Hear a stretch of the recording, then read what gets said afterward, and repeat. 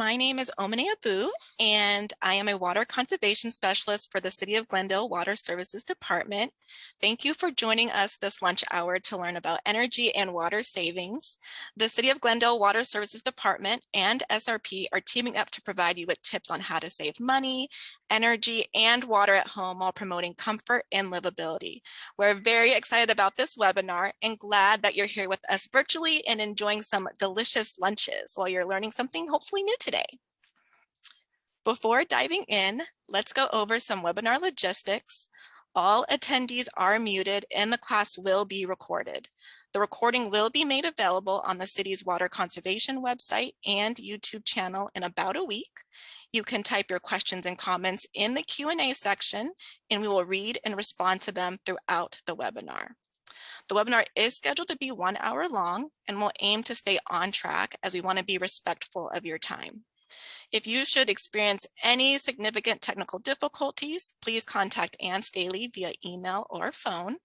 Her email is astaley, S-T-A-H-L-E-Y, @glendaleaz.com, or you can call her at 404-825-3587. After this presentation, we'll send a follow-up email including the PowerPoint, resources, recording, and a link to the survey. And please complete the survey and let us know how we're doing. We value your feedback, and if you complete the survey, you'll be entered in for a chance to win some amazing prizes. You could win water-saving devices and a nursery gift card. And courtesy of SRP, you can also win tickets to the Phoenix Zoo and Arizona State Fair. So good luck to everyone who enters. I'll take a moment to go over some Zoom attendee features. Here is what your current view might resemble. Feel free to play around with the features until you feel comfortable. And if you're new to Zoom, I'll point out a few attendee features and work my way from left to right. So first, you can adjust the audio settings in the bottom left-hand corner of the screen. And then next, to make it easier for us to track your questions and comments, we have disabled the chat.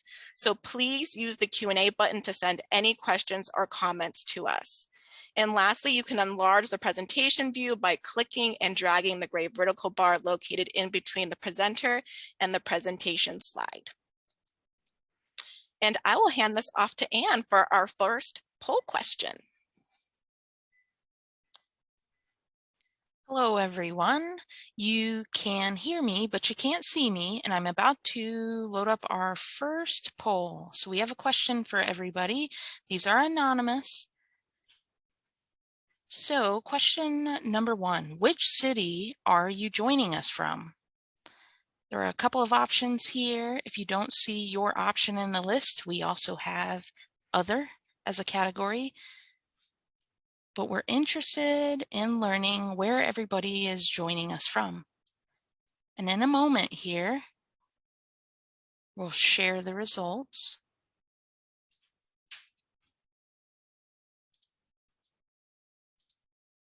There we go. Awesome. Thanks, Ann. And thank you all for participating in our poll. It looks like a lot of people are tuning in from Glendale. So really great job. And I see we have some people from Phoenix and from Scottsdale. This is awesome. So thanks again for tuning in this lunch hour. I'm excited to introduce you to our first presenter. So Tanya is a Senior Community Activation Strategist at SRP. Also here with SRP is Lena, who will be available to help answer any energy-related questions in the Q&A section of Zoom. Welcome, Tanya, and thank you so much for joining us today. Thank you so much, Omine. I'm very pleased to be here today. I'm a graduate of ASU, have been with SRP for over 13 years. My name is Tanya, and I enjoy sharing energy efficiency information that I've learned over the years just basically by doing these things in my home. Now, first, I'm going to start with a little bit about SRP history. Slide. SRP is a community-owned public utility, which means we are a not-for-profit utility and we love our customers.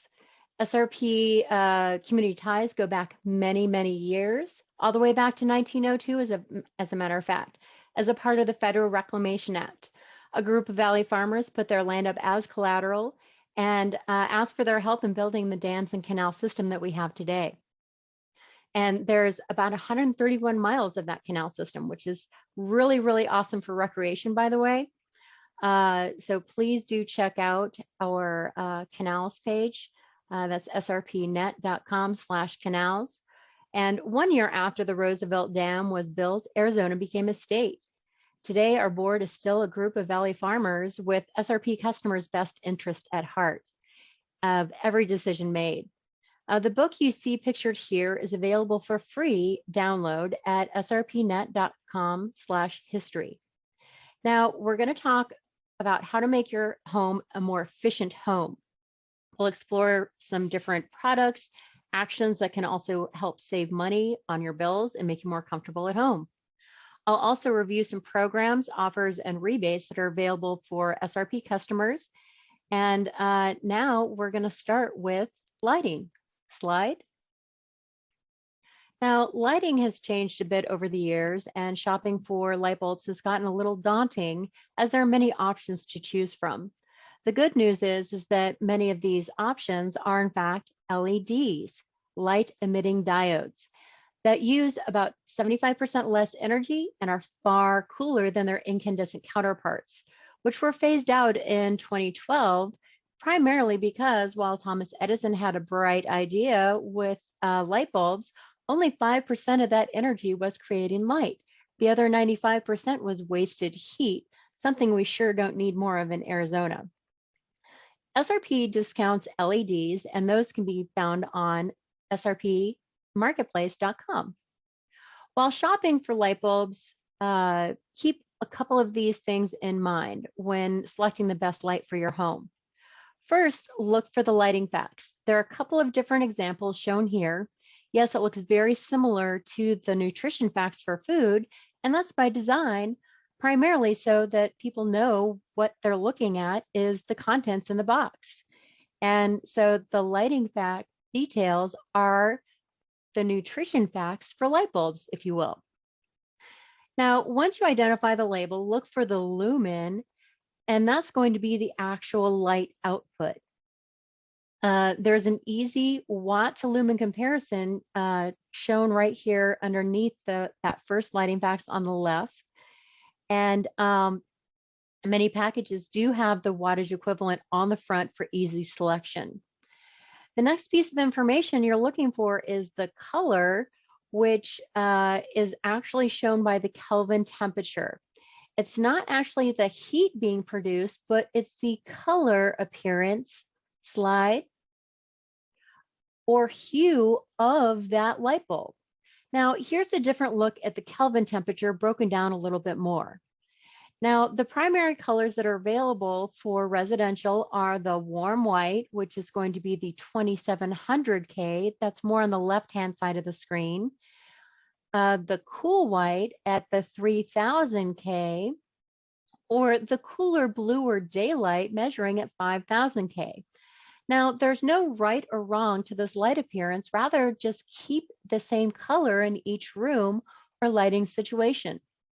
You can create different moods or with different hues for that color consistency. Now, slide. Here's something I discovered at a friend's house, and I had to take a photo to demonstrate how maddening that it can be if you've got different colors in the same fixture or in the same room as shown here. Now, just by using those lighting facts to guide your purchase, you're going to be able to figure out which bulb is going to be perfect for that fixture every single time.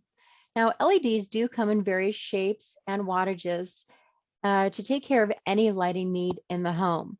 There are even smart bulbs that you can control from your phone while away from home, or even at home, while at your home or away. Don't forget to check out srpmarketplace.com for those discounts. Slide.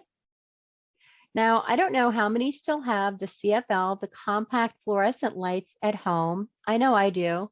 One thing I do like to remind customers is that there is safe, free disposal at any Home Depot or Lowe's nationwide. And of course, locally, you can visit savewithsrp.com where you can find out where the over 25 ACE and True Value locations are that carry the SRP CFL recycling program, where you can also drop off those CFLs for free and they will be disposed of safely.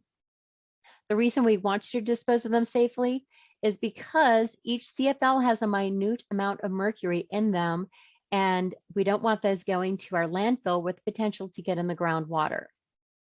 All right, slide. Next, we're going to talk about appliances.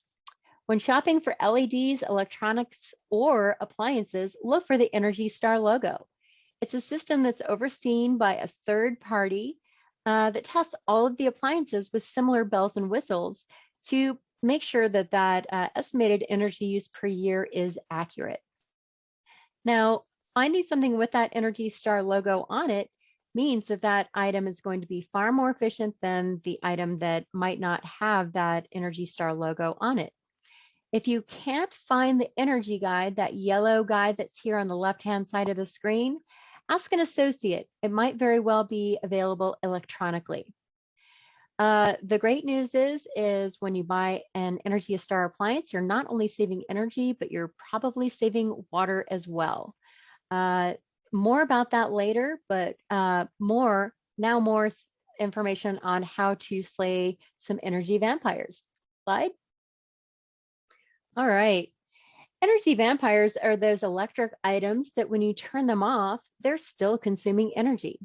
Here's an example. When I was growing up in the 70s, it took a little while for TVs to warm up and turn on.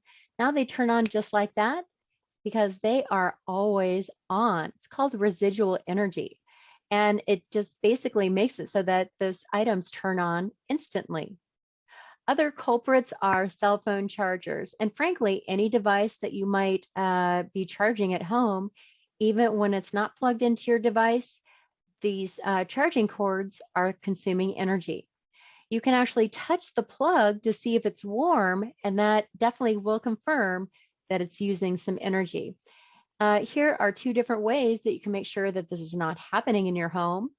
You can either be super diligent about unplugging those smaller appliances that are not in use all the time, or use a power strip. Here is a wall of power strips shown here on the left at Home Depot.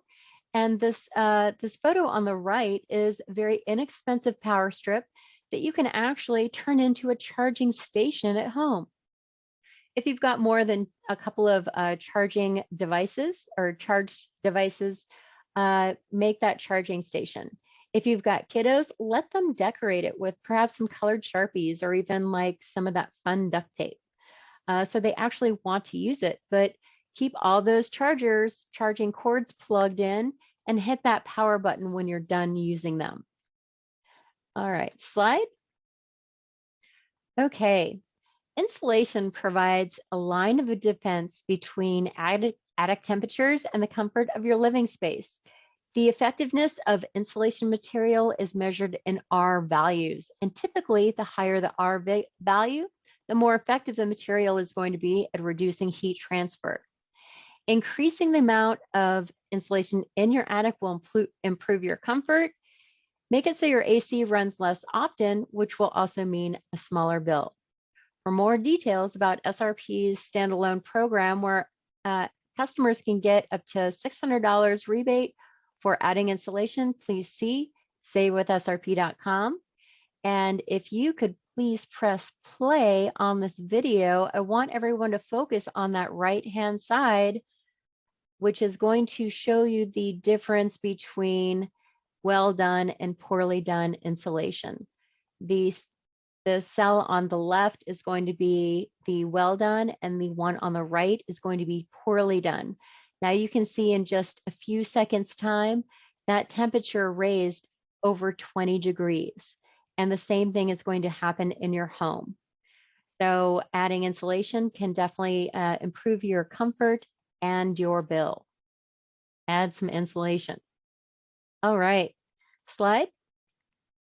So SRP has got an excellent tiered rebate system for ACs, and it's based on tonnage. If you're not an SRP customer, please check out your utilities website to check out AC rebates. If replacing your AC is not in your budget, please at least have your AC looked at once or twice a year if possible to make sure it's running optimally. Next, we're going to talk about air filters. And I just want to show you a couple of different versions of air filters. There are 4 different filters shown here on the left-hand side of the screen.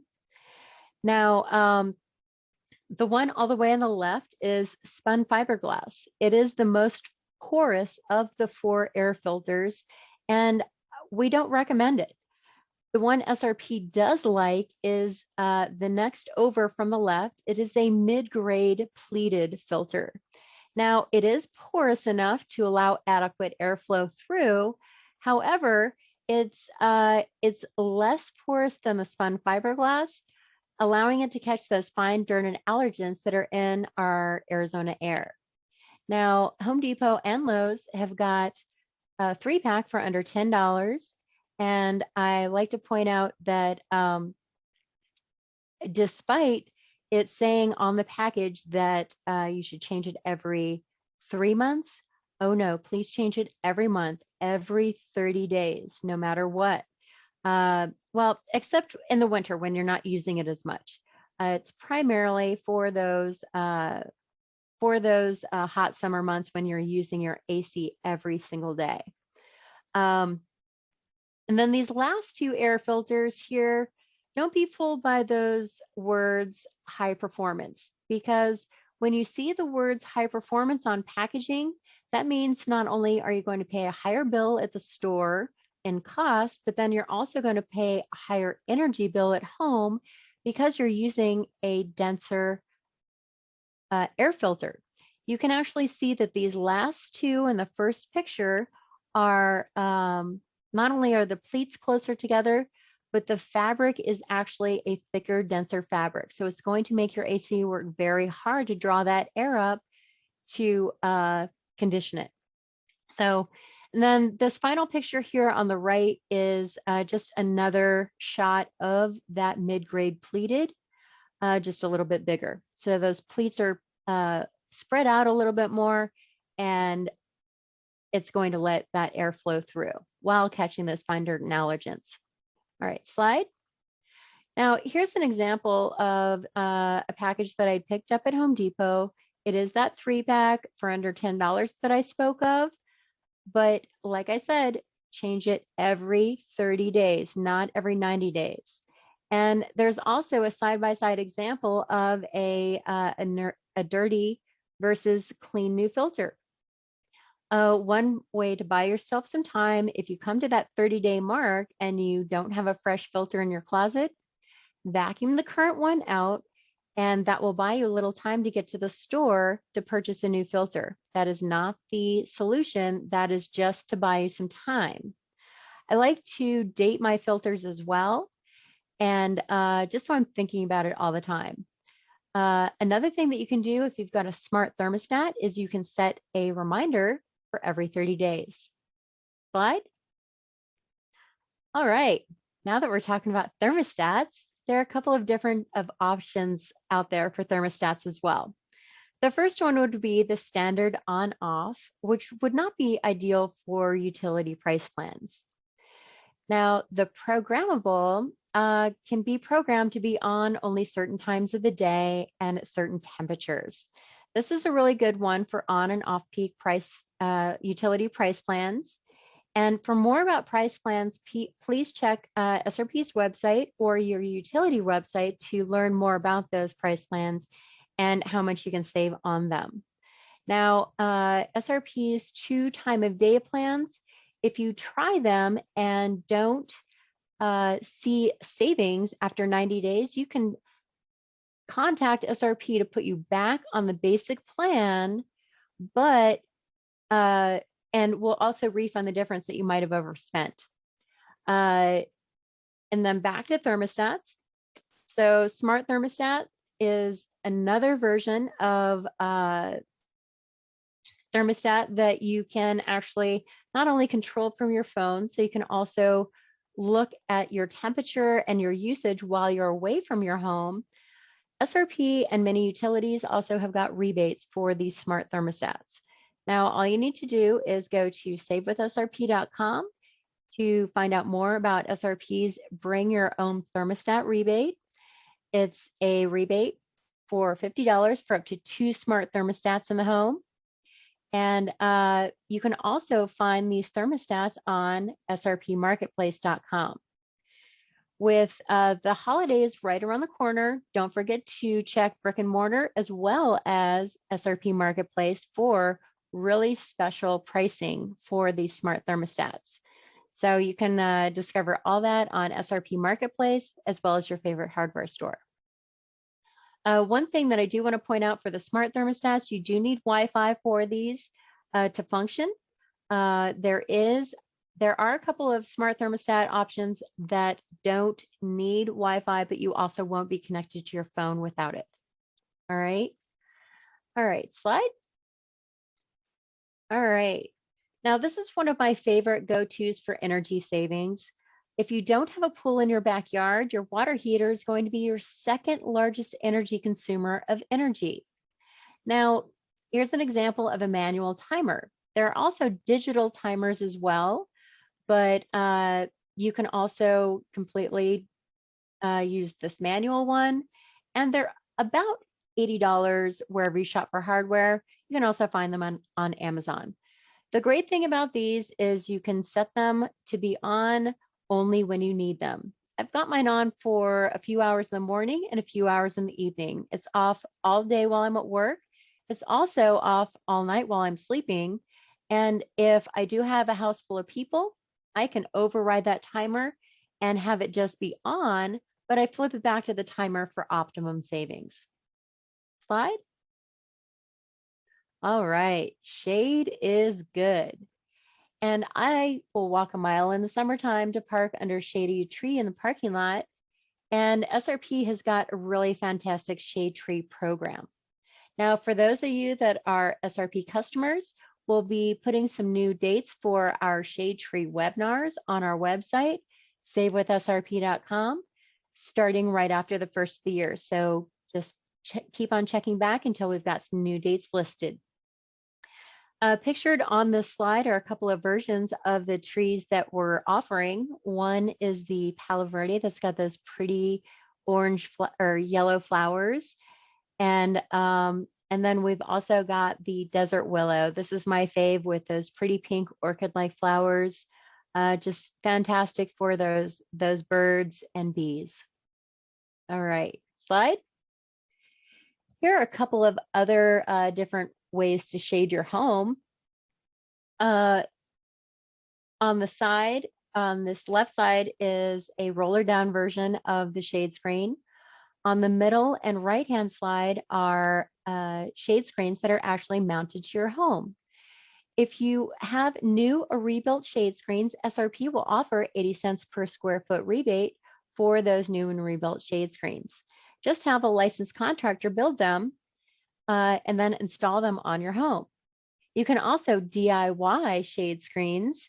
All the materials can be found where you shop for hardware. And SRP has got a great DIY video on our website too. All right. So this one on the left-hand side, this roller down shade screen, would be great for a back porch, balcony, or even a residence that might not be forever. That way you can take it with you. Shade or slide. All right. Blackout drapes. This is such an excellent add to any dwelling. They are designed to keep the sun's heat and light from entering your home. Keeping the heat from the entry point will keep your bills lower, keep you more comfortable, and will also help prevent fading of furniture and carpet. Many lengths can be found, even fun patterns for kids' rooms. Slide. All right. Next, I'm going to speak about sealing your home's envelope. There are various different mediums and applications for weather stripping. You can find options at your favorite hardware store and maybe even turn it into a family project. Winter or early spring would be ideal before the hot summer months arrive. And this next slide is basically a progression of weather stripping. I redid the weather stripping on my front door last spring, and you can see the progression from all the way on the left-hand side, no weather stripping, to the middle picture of the right side being sealed, to the final photo of the whole door being sealed. Now, this is just such an easy and inexpensive way to keep the heat out of your home and the cool air in. And like I said, you can find weather stripping at just about any hardware store. All right, one more quick thing that I want to add is that if you are a Valley teacher, know that SRP is a big fan. SRP loves our Valley teachers, and if you know a teacher or you are one, please log on to srpnet.com/teachers for a little more information in there. Put a little information in there, and every time the Cardinals make a touchdown, SRP will pull a random teacher's name and give them $500 for their classroom. So please log on to discover more about touchdowns for teachers, as well as all of the great resources that SRP has for Valley teachers. All right, thank you so much, and I'm going to turn it right back over to you, Amine. Awesome. Thanks, Tanya, for such an awesome presentation. There's so many takeaways about how we can save energy at home.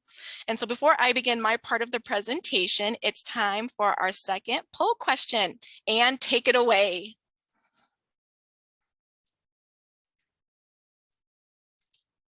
Thank you. So let's go ahead and start with our second poll question.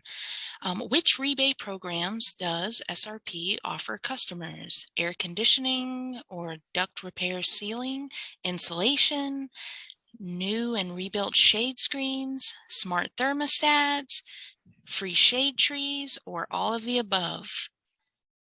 I can see everybody working on entering in their answers. We'll take just a couple more seconds before we share the poll with the group. Okay. All right, here we go, everyone. Here are the results.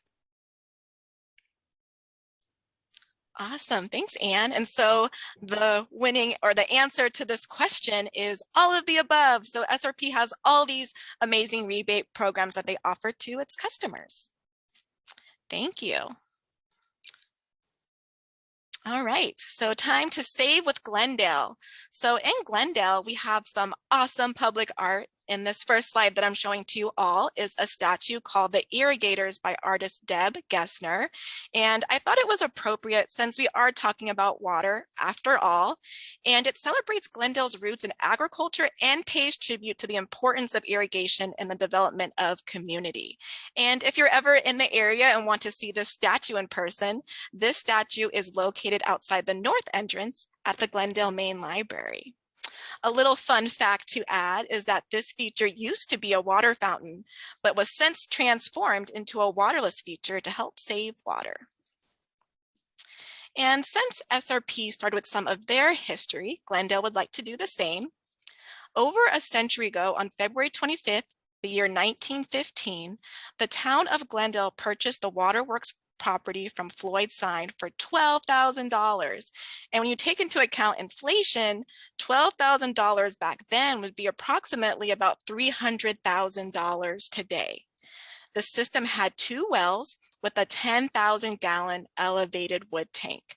And what you see in the picture is a 25,000-gallon elevated steel tank and distribution pipes for 160 customers. And to give you an idea about the size of the tank, you can see a person standing about halfway up on the frame. Now, how neat is that?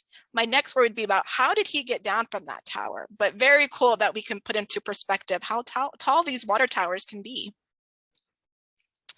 Now, let's fast forward to about 70 years. Glendale's City Council adopted the Water Conservation Program in December of 1984 and hired the first Water Conservation Coordinator in the year 1985. As you can see in this slide, the newspaper article heading, Glendale plugs conservation to reach water limit by 86 is about the city's goal to reduce its water consumption from 212 gallons per person per day to 199 gallons per person per day by December 1986. All right, on to water use. So let's break it down. A big take-home message that I have for you all today is that for most of us, more than half of our total water use is outdoors. On the left is an infographic that shows the typical person uses about 120 gallons of water per day, with about 55 gallons being used inside and about 65 gallons being used outside. The picture on the right is a traveling water tower that is made up of 120 gallon-sized containers to show just how much water the average person uses. It really puts it into perspective. This display travels throughout the valley and is part of an Arizona homegrown campaign called Water Use It Wisely, and SRP and Glendale are both members. Now that we've learned a little bit about water use, let's dive in to learn how to read your water bill. Now, if you want to know how your daily water use compares to others, you can take your water bill and you'll see a number that represents your usage. So for example, if it's in K or 1,000 gallons, you'll read 11. That means you're using 11,000 gallons. Keep in mind that your water bill is showing you your water use from the month before. So your upcoming October water bill is really the water you used in September. So to calculate it in this example, the K gallons is 11. You would take 11,000 gallons and you would divide that by the number of people in the house. So let's say 3, and you would divide that by the number of days in the month, which we'll say 30 days. And that gets us to about 122 gallons per person per day. So that's close to the regional average that I shared in the previous slide, which is 120 gallons per person per day. Next stop, how to find your water meter. So before we talk about water saving tips, I really want to show you how to find and read your water meter and check for leaks. So the first thing you should do is walk out to the street and you should see a metal rectangular lid. You can prop it open with the lid using the help of a screwdriver. And as we all know from living here, it can get very hot in the summertime. So be very careful. You might want to wear gloves for added protection if you wanted to check it during those summer months. Also be aware that sometimes critters like to hang out or around the meter box like spiders or bees. So just be extra cautious. Now that we are inside your meter box, let's go through how to read it and check for leaks. So this is how you'll see the display on your water meter. And on this dial, you'll notice a small triangle. And if you notice the triangle is moving, that tells us that water is moving through the meter. For example, if you have the dishwasher running or the toilet flushing, this will cause that triangle to spin. But when you're checking that triangle and you're positive that everything is off in your house and outdoors, you're not using any water and you still see that triangle moving, you know that you have a leak. And once you identify that there is indeed a leak, the next stop would be to isolate the leak. So let's move to the kitchen. So like Tanya had mentioned during her portion of the presentation, when you're shopping for a new appliance, you want to purchase an Energy Star model to save water and energy. I also recommend looking for the WaterSense logo, as the logo identifies products and fixtures that are extremely efficient. I would just think of WaterSense as Energy Star's cousin. And so some tips that you can apply in the kitchen is to run full loads when using the dishwasher. So as you can see on the photo on the right, the dishwasher is tightly packed. For comparison purposes, hand washing can use about 27 gallons of water, whereas a WaterSense rated dishwasher uses only about 3 gallons of water per load. Now that's a credible savings in my opinion. Other tips for the kitchen, that would be to run your garbage disposal sparingly and try composting fruits and vegetable peelings.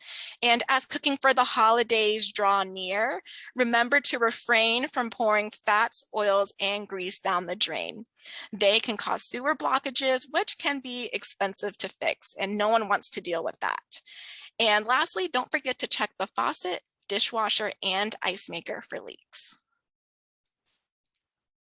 Okay, next stop, laundry room. So when shopping for a new machine, again, you want to purchase an Energy Star and WaterSense labeled model to save energy and water. Keep in mind that the newer front-loading washing machines uses significantly less water than top-loading washing machines. So high-efficiency machines can use about 12 to 17 gallons, where a standard top-load washer uses about 30 to 45 gallons per load. So just like with the dishwasher, you'll want to run full loads. An energy tip for this would be to wash your clothes in cold water as much as possible. This will save you energy from not having to heat up the water. Okay, let's head to the bathroom and talk about faucets and shower heads. So when shopping for a new shower head, be on the lookout for the WaterSense logo. I sense a bit of a common theme happening here. So the standard maximum flow rate for shower heads is 2.5 gallons per minute. If we think about it, a 10-minute shower would use 25 gallons of water. And in today's market, shower heads are available for purchase that have a lower flow rate, like the example shown in the picture that uses 1.75 gallons per minute. So we still have some more stops in the bathroom, and that would be toilets. So toilets can be a big water user when there's a leak. And older homes can have toilets that use up to 5 gallons per flush. That's insane, 5 gallons per flush. So here in this picture, we have a 0.8 gallon per flush toilet, which is also known as an ultra high efficiency toilet. You'll want to check your toilet for leaks, and it's really, really easy to do. All you have to do is remove the tank lid and any in-tank toilet cleaners, add a couple drops of food coloring in the tank, and wait about 15 minutes. But be sure to not use the toilet during those 15 minutes. If the dye color appears in the bowl, you most likely have a leak. And most of the times, if there is a leak at the toilet, it's because of the flapper. And you can see a photo of the flapper on the right side of the slide, and they're available for purchase in packs of 3 at almost any home improvement store. And it's recommended that to check and replace these flappers every 3 to 5 years. I'm going to take a moment to talk about water filters. So the City of Glendale provides safe, high quality, and a reliable water supply. And the use of a home water treatment system is a personal decision. Just keep in mind that some of these reverse osmosis systems can use between 2 to 9 gallons of water for every 1 gallon of purified water produced. The most effective and efficient means to filter your water would be to install carbon filters at the faucet and refrigerator, or to use a pitcher. Just remember, no matter which filtration system you have, you must change the filters frequently. All right, are you all ready to head outdoors to enjoy this cooler weather? So the next stop is pools and spas. So earlier in the presentation, I mentioned that over half of the water used is outdoors. And if you have a pool or spa, here are some tips to help keep the water in your pool. So the first tip I have for you is to use a pool cover to reduce evaporation. I know it can be a hassle, but a pool can lose its entire contents in a year due to evaporation here in the Sonoran Desert. When I found out that tip, that made my mouth drop, and its entire contents can be lost in a year. You'll also want to check the fill valve so you don't overfill the pool. And when you don't overfill the pool, it helps minimize that potential water loss from splashing. And another important tip is to properly maintain those chemicals. You can use backwash water for Bermuda grass and other salt-tolerant plants like oleander instead of having that water go down the drain. And additionally, another tip would be to use pool companies that can help make those repairs if needed without having to drain the pool. So let's briefly talk about the 7 principles of xeriscape. This could be a class on its own, so we'll only cover the basics. So xeriscape comes from the Greek word xeric, which means dry. Some people mispronounce it as xeroscape, which to me sounds like no landscape, whereas xeriscape can be colorful, it can be diverse and attractive. And what we love to say in our department is we love xeriscape in the desert Southwest. And number one, we want to have good landscape planning and design. You'll want to create a plan that includes both water and energy efficiency, like the use of shade trees that Tanya talked about earlier that require very little water. She showed a picture of the desert willow and the palo verde. Those are very well desert adapted plants that don't take a lot of water to survive and thrive. So you want to go for those low water use plants and choose desert hardy species. Another thing that we like to say is desert plants do it best in the Southwest. One of my favorite sayings. Remember the importance of putting the right plant in the right place. You don't want to place a plant that's going to grow very big in a walkway, because eventually you're going to have to remove that plant, and that would just be a waste of an investment. Moving on to appropriate turf areas. Xeriscape isn't anti-grass. It's about making the best use of grass and eliminating any problematic or non-functional grass. Next tip, have efficient irrigation. This is so important. Those that have xeriscape can still overwater, and that's not efficient irrigation. So make sure that you're watering those plants appropriately. And for soil improvements, leave the leaves. So you want to allow that leaf litter to collect and decompose to build up that soil ecology. Healthier soil makes for healthier and happier plants. On to mulches. This can be organic like wood chips, or it can be inorganic like decomposed granite. But the purpose of that mulch is to help hold on to that soil moisture. And of course, we have appropriate maintenance. Put down the shears, right? The more you prune, the more you're stressing plants, you're reducing that flowering, and you're increasing your plant's water needs. You want to give plants the ability to take on their natural form. So another fun fact for you all is that Glendale was one of the first cities in Arizona and the US to start offering a grass to xeriscape rebate. And so since 1986, over 5,500 residents have converted their grass to xeriscape. Glendale's rebate is available to HOAs as well, multifamily, commercial customers, and for these specific non-residential customers, they do get more dollar amount for their rebate. For single family residential customers, you can receive up to $750 depending on the amount of grass that has been removed. And for those other customers, you can receive up to $3,000 per fiscal year. So if you're thinking about making the switch, please be sure to take advantage of this awesome program. So we're going to move on to landscape watering, and this could also be a topic on its own, but we're just going to go over the essentials. So learn how to use your irrigation timer. Don't just set it and forget it. I know a lot of people do that. I know sometimes I'm guilty of that. My parents can be guilty of that too. But you'll want to adjust your irrigation schedule seasonally and ideally monthly.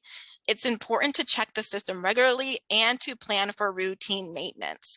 And don't be intimidated. I know irrigation controllers can be very intimidating, but there's so many videos on YouTube that can show you how to program your specific irrigation timer. And you'll also want to know that plants have different watering requirements. So for this, we have a rule called the 1-2-3 rule.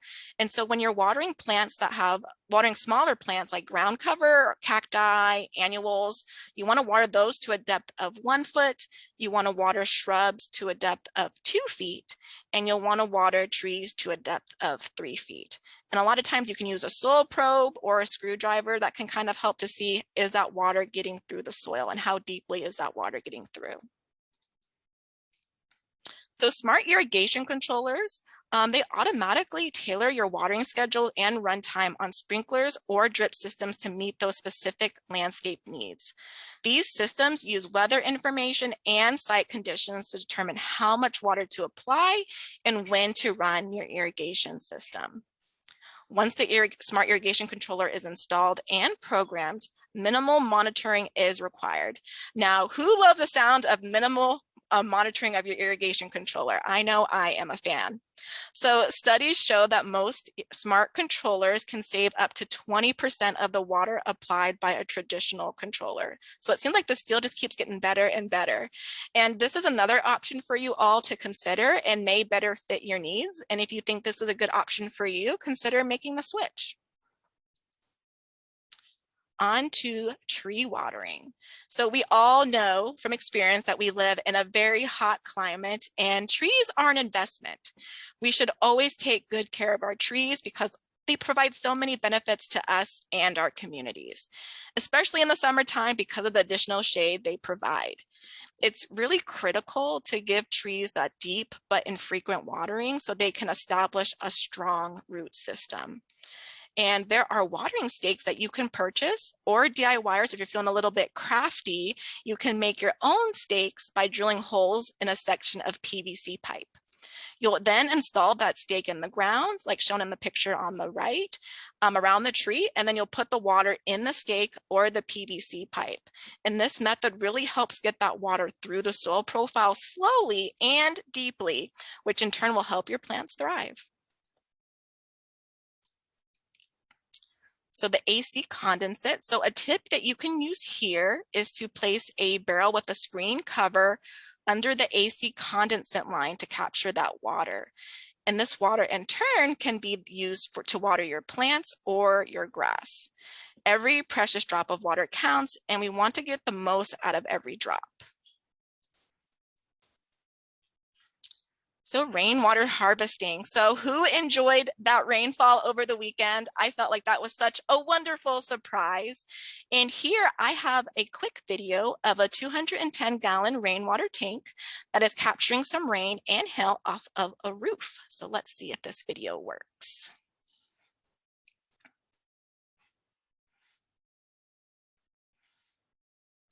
I don't know if the sound came through, but I'm crossing my fingers that it did. But just imagine the sound of rain. I feel that it's just so soothing to hear rainfall. So once again, we want to get the most use out of every drop. And as that tank fills up, you can use it actually to water your plants again or your grass.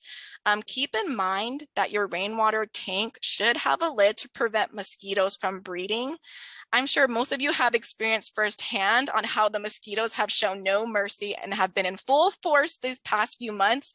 So let's help stop their breeding and make sure that we're covering these water sources if you do have a rain barrel. And so another way to save water is to be on the hunt for leaks outside.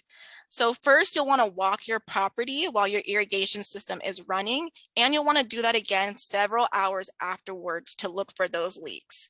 You'll want to check for missing or broken drip irrigation emitters, sprinkler heads, and bubblers. It's extremely important to look for leaks while the irrigation system is on to catch these mishaps.